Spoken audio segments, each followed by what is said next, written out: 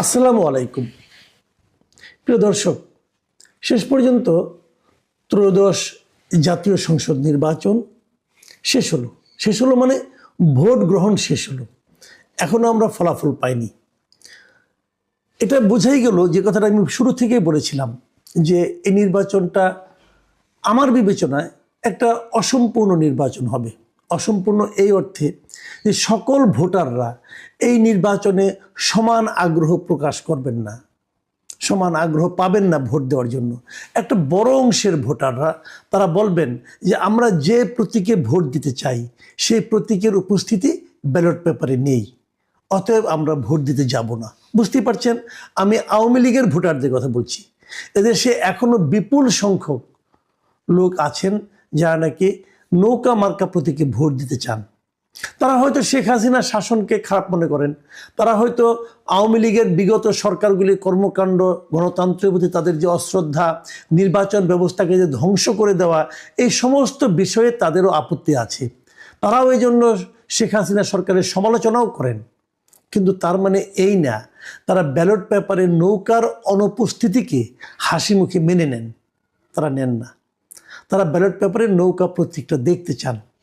সেই জায়গাটাতে এই অন্তর্বর্তীকালীন সরকার ওই লোকগুলোকে, ওই যে মানুষগুলি আছেন যাদের সংখ্যা কোটির উপরে হবে, তাদেরকে ওনারা সন্তুষ্ট করতে পারেননি।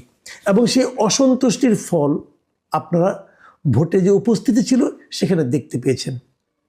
কত ভোট পড়েছে আপনারা সবাই দেখেছেন। আমার নতুন করে এটা শতাংশের হিসাব করার দরকার নাই। আপনারা নিজেরাও দেখেছেন যে কত ভোট পড়েছে। এই যে ভোটের কম পড়াটা, এই কম পড়াটা এই নির্বাচনকে কিছুটা হলেও কিন্তু স্বাভাবিকতার থেকে দূরে রাখবে। যাই হোক, সেটা অন্য প্রসঙ্গ। কিন্তু নির্বাচন তো হয়ে গেল। আমরা নির্বাচনটা কেমন দেখলাম? নির্বাচনে আমি নিজেও ভোট দিয়েছি। এই যে আমার ভোটের মার্কা, আমি ভোট দিয়েছি। আমি কিভাবে ভোট দিয়েছি, কি করেছি, এটা নিয়ে একটু আপনাদের সঙ্গে শেয়ার করব। অনেকে, আমার অনেক পরিচিত, আমার অনেক সিনিয়র ভাইটে অনেকে বলেন যে নির্বাচনে ভোট দিয়ে কোনো লাভ হয় না। এই দেশের মানুষ তো অনেকবারই 13 বার, এবার নিয়ে 13 বার তো ভোট দিল। আগের 12 বার ভোট দিয়ে তারা কী লাভ পেয়েছে, কী পরিবর্তন পেয়েছে? এটা একটা ইস্যু, একটা বিতর্ক। ওই তর্কে আমি যাচ্ছি না। কিন্তু তারপরেও আমি মনে করি আমি তো আমার দায়িত্বটুকু পালন করব। আমি ভোটটা দিয়েছি এই জন্যে। হানা ভোট ছিল। হানা ভোটে আমি দুই কথা আপনাদেরকে বলি। হানা ভোটে আমি একটা যে কাজটা করেছি, এই কাজটা হয়তো অনেকে সমালোচনা করবেন, কিন্তু আমি করেছি। সেটা হলো, আমি দেখেছিলাম, আমি আগেও বলেছি যে এই যে জুলাই সনদের কিছু কিছু চমৎকার বিষয় আছে, এটা আমার পছন্দ। যেমন দ্বিকক্ষ বিশিষ্ট পার্লামেন্ট আমি পছন্দ করি। প্রেসিডেন্ট এবং প্রধানমন্ত্রীর মধ্যে যে ক্ষমতার ভারসাম্য, আমি এটাও পছন্দ করি। সংসদ সদস্যদের স্বাধীনভাবে ভোট দেওয়ার অধিকার, আমি এটাও পছন্দ করি। এরকম অনেক পছন্দের বিষয় আমার আছে, আবার কিছু অপছন্দের বিষয় আমার আছে। কাজে আমি বরাবরই বলেছিলাম এরকম একটা প্যাকেজ করাটা ঠিক হচ্ছে না। কারণ এখানে মনে করুন 10টা পছন্দের ব্যাপার আছে, 2টা অপছন্দের ব্যাপার আছে। আমি যদি দেই তাহলে অপছন্দের বিষয়গুলো আমাকে গ্রহণ করতে হবে। আমি যদি না দেই তাহলে পছন্দের বিষয়গুলো আমাদের ত্যাগ করতে হবে। এটা ঠিক হবে না। বারবার বলেছি, এটা হওয়া উচিত ছিল আসলে জুলাই সনদটা সংসদের কাছে তুলে দেওয়া উচিত ছিল। নতুন যে সংসদ আসবে, যারা এমপি হবেন, তারা এই জুলাই সনদ নিয়ে সেগুলোর থেকে যেগুলো বাস্তবায়নযোগ্য তারা ভোটের মাধ্যমে, আলোচনার মাধ্যমে সেগুলো বাস্তবায়ন করবেন। কিন্তু তা না করে মিস্টার আলী রিয়াজের জেদ পালন করার জন্য সরকার এটাকে হানা ভোটের মধ্যে ঢুকিয়ে দিয়েছে। যে রেফারেন্ডাম, মানে যে এই যে আপনার গণভোট, এটা কিন্তু আমাদের সংবিধানেই নাই। সংবিধানের না থাকা বিষয়টা তারা জোর করে ঢুকিয়ে দিয়েছে। ফল কী হবে আমি জানি না, কিন্তু আমি যা করছি সেটা আমি বলি। যেহেতু আমি অনেকগুলো জিনিস পছন্দ করি, কাজে প্রথমে আমি হাতে সিল মেরেছি। পরে আবার দেখলাম আমি অনেকগুলো জিনিস অপছন্দও করি। সেটা মনে করে যখন আমার হয়েছে, পরে আমি নাতেও সিল মেরেছি। তারপর বলবেন তাহলে তো আমার ভোটটা নষ্ট হলো। ওনারা তো ভোটটাকে নষ্টই করতে চেয়েছেন। ওনারা যে কাজটা করেছেন ওটা তো নষ্ট করার কাজই করেছেন তারা। তো আমি এটাই করেছি। এটা যদি আমার অপরাধ হয়ে থাকে, এই জন্য আমি শাস্তি গ্রহণ করতে রাজি আছি, কিন্তু আমি এটাই করেছি। যা হোক, ভোট দিয়ে এসেছি আমরা। এখন আমাদের প্রথম অপেক্ষাটা কি? ভোটের রেজাল্ট কবে হবে? আমার দেখা মতে এর আগে সমস্ত ভোটের রেজাল্ট কিন্তু ওই দিনই হয়ে যেত। আমি অনেকগুলি ভোট দেখেছি, কিন্তু যেদিন ইলেকশন শেষ হয় সেদিনই রেজাল্ট হয়ে যায়। আমার ধারণা ছিল এটা আরও আগে করা সম্ভব, রেজাল্ট অন্যান্য নির্বাচনের চেয়ে তুলনামূলকভাবে অনেক আগে এই রেজাল্ট দেওয়া সম্ভব, কারণ এই নির্বাচনে ভোটার কম ছিল। যেহেতু ভোটার কম ছিল, ভোটার বেশি থাকলে কি হয়, ওই নির্ধারিত সময় মনে করেন 4টা, তারপরে ওই বাউন্ডারির ভেতরে যত লোক থাকবে তাদেরও সমস্ত ভোট নেওয়ার পর গুনতে হবে। অনেক সময় বাউন্ডারির ভেতরে যারা থাকে তাদের ভোটার সংখ্যা হয়তো মনে করেন প্রায় 300 লোক আছে, ওই 300 লোকের ভোট নেওয়ার পর কিন্তু গোনা শুরু হয়। কিন্তু এবার ভোটার সংখ্যা কম থাকার কারণে নির্ধারিত সময় পর্যন্ত বাউন্ডারির মধ্যে অনেক বেশি লোক ছিল না। কাজে আমি মনে করি এবারে ভোটটা মাত্র 12টা-1টার মধ্যে দিয়ে দেওয়া সম্ভব ছিল রেজাল্টটা। কিন্তু সরকারের পক্ষ থেকে এবং নির্বাচন কমিশনের পক্ষ থেকে আমি বলবো, তারা আগেই ঘোষণা করেছে ফল দেবে আগামীকালকে, মানে সম্পূর্ণ পূর্ণাঙ্গ ফল। আজকে দেখলাম যে আপনার একজন নির্বাচন কমিশনার তিনি বললেনই যে পূর্ণাঙ্গ ফল তারা প্রকাশ করবেন আগামীকালকে সকাল 10টার মধ্যে। এখন কালকে সকালের মধ্যে উনি ইসি সানাউল্লাহ যিনি আছেন উনি বলেছেন যে শুক্রবার সকালের মধ্যে বেশিরভাগ আসনের ফল প্রকাশ হবে। এই বিলম্বটা কেন? এই বিলম্বটা নিয়ে আমার কিছু প্রশ্ন আছে, কিছু সন্দেহ আছে। এটা হওয়ার দরকার ছিল না। আমি মনে করি সন্ধ্যা থেকে মানে রাত 8টা-9টা থেকে ফল প্রকাশ শুরু করে যতক্ষণ চলে, যদি 2-1টা কেন্দ্র বাকি থাকে সেটা নয় কালকে সকালে প্রকাশ করা যাবে, বাট প্রকাশ ফলগুলো আসতে থাকবে। আমরা বরাবর তাই দেখেছি, আমি নিজে অনেক নির্বাচন কভার করেছি, আমি বরাবর তাই দেখেছি। কিন্তু আগে থেকে যে বলে দেওয়া যে কালকে সকালে ফল প্রকাশ করব, এমনটি আমি কখনো দেখিনি, এবারই দেখলাম। এবং এটা কিন্তু সন্দেহ তৈরি করবে মানুষের মধ্যে। এবং অনেক জায়গায় হবে কি, মনে করেন একটা কেন্দ্র আছে, সেখানে যারা পোলিং এজেন্ট আছেন তারা তো একটা ফল পেয়ে যাবেন, এগুলো যোগ করে কিন্তু প্রত্যেকটা আসনের ফলাফল তারা কিন্তু বেসরকারিভাবে পেয়ে যাবেন। তো পেয়ে গেলে পর তারপরে যদি বিলম্ব হয় তাহলে তাদের মধ্যে কিন্তু একটা সন্দেহ তৈরি হবে, মানুষের মধ্যে একটা অবিশ্বাস তৈরি হবে। এটা কেন? এটা হওয়া উচিত নয়। কিন্তু সেটা তারা করছে, নির্বাচন কমিশন কেন করছে আমি জানি না। তারা হয়তো এটা বুঝাবেন জনগণকে, বিভিন্ন প্রশ্নের উত্তর তারা দেবেন।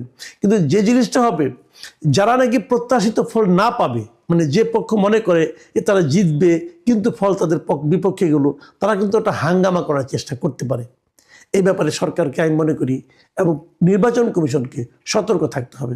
আমি এই নির্বাচনের সবচেয়ে খারাপ দিকটা কথা বলে আমি আমার বক্তব্য, নির্বাচন কিন্তু মোটের উপর ভালোই হয়েছে, কিন্তু কিছু খুবই খারাপ দিক ছিল, সেগুলি বলে আমি আমার বক্তব্য শেষ করব। সেটা হলো সন্ধ্যা রাতের ভোট। আমরা কাল থেকেই বিভিন্ন সোশ্যাল মিডিয়াতে দেখেছি, আজকে সকালেও এটা নিয়ে আমি একটা কন্টেন্ট করেছিলাম, যে সন্ধ্যা রাতে অনেক জায়গায় কিন্তু ভোট দেওয়ার চেষ্টা হয়েছে, কোথাও সিল মারার চেষ্টা হয়েছে, কোথাও নির্বাচনে যে ভোট কেন্দ্র সেখানে দলীয় লোকজন প্রবেশ করেছে, কি করেছে জানি না, এরকম নানা ধরনের অভিযোগ কিন্তু ছিল। তো আমি সকালে ভেবেছিলাম ওগুলি বোধহয় কেবলই সোশ্যাল মিডিয়ার মানে আলাপ, সোশ্যাল মিডিয়ার সন্দেহ, আমি এরকম ভেবেছিলাম। কিন্তু এখন আমি দেখতে পাচ্ছি যে মানবজমিন পত্রিকা একটা রিপোর্ট হয়েছে, সেই রিপোর্টটা হলো ফের রাতের ভোটের সাক্ষী হলো সিলেট। মানে রাতে যে ভোট হয়, যেটা নাকি 2018-তে হয়েছিল, সেরকম একটা ভোটের সাক্ষী সিলেট হলো। এবং সিলেট 1 আসনের একজন প্রার্থীর কথা বলা হয়েছে, খন্দকার আব্দুল মুক্তাদির। উনিও 2018 সালে রাতের ভোট দেখেছেন ওনার এলাকায়, এবারও উনি দেখেছেন। 2018-তে উনি ফেরাতে পারেননি, এবার হয়তো উনি ফেরাতে পেরেছেন। এই রিপোর্টে যদি আপনারা পড়েন দেখবেন সেখানে বলা হয়েছে যে ওখানে একটা কেন্দ্র ব্লুবার্ড স্কুলের একটা কেন্দ্রে, সেখানে সন্ধ্যা রাত্রে মানে 8টার একটু পরেই 10-12 জন যুবক ঢুকে পড়ছিল কেন্দ্রের মধ্যে। ঢুকার পর তারা সেখানে যে কিছু একটা করেছে, পরে এক পর্যায়ে সবাই যখন প্রতিবাদী জনতা ভিড় জমিয়েছে তখন তারা দৌড়ে পালিয়েছে। পার্থক্য এটুকুই, আওয়ামী লীগ আমল হলে পালাতো না, কিন্তু এ বলে পালিয়েছে। এখন এই যে পালিয়েছে, তার ভেতরে যাওয়ার পরে ওখানকার প্রিজাইডিং অফিসারের সঙ্গে আলাপ করেছে ওনারা লোকজন, তারা বলেছেন হ্যাঁ 3 জন লোক এসেছিল এবং তারা নিজেদেরকে ইলেকশন অবজারভার হিসেবে পরিচয় দিয়েছে এবং কিছু ঘটনা ঘটেছে এখানে। এই ঘটনাগুলি কেন ঘটতে পারলো? এবং এই ধরনের ঘটনা আমি আরও কিছু ছবি ভিডিও সকালে পেয়েছি এবং দেখেছি, আপনারাও নিশ্চয়ই দেখেছেন। এই বিষয়গুলো আসলে খুবই অনাকাঙ্ক্ষিত। এমনি বড় কোনো প্রতিদ্বন্দ্বিতা আওয়ামী লীগ তো নেই নির্বাচনে, বিএনপি এবং জামাত মোটামুটি তো একই ঘরানার রাজনৈতিক দল, তারা একসঙ্গে পরস্পরের মিত্র ছিল, পরস্পরে একসঙ্গে সরকার গঠন করেছে। এত যারা মিত্র, তাদের মধ্যে এই ঘটনাগুলো ঘটবে কেন?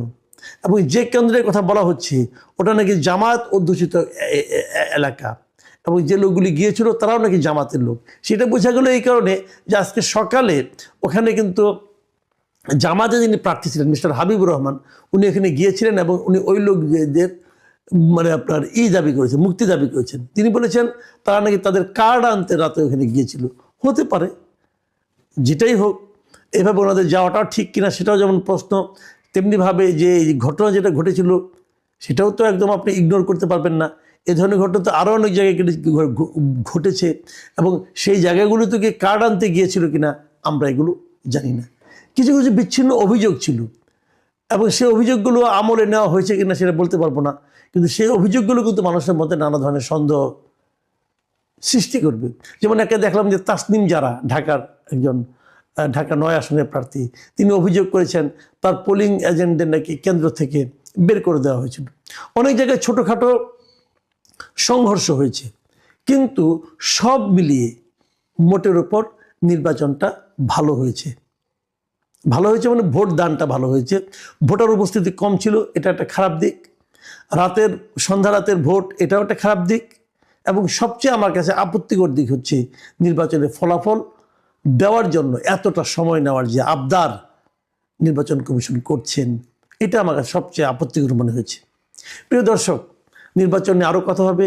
কাল নাগাদ আমরা অনেক কিছু পাবো এবং বিশ্লেষণ করতে পারবো, তখন আপনাদের সঙ্গে এগুলি নিয়ে আলোচনা করব। আপনারা ভালো থাকবেন।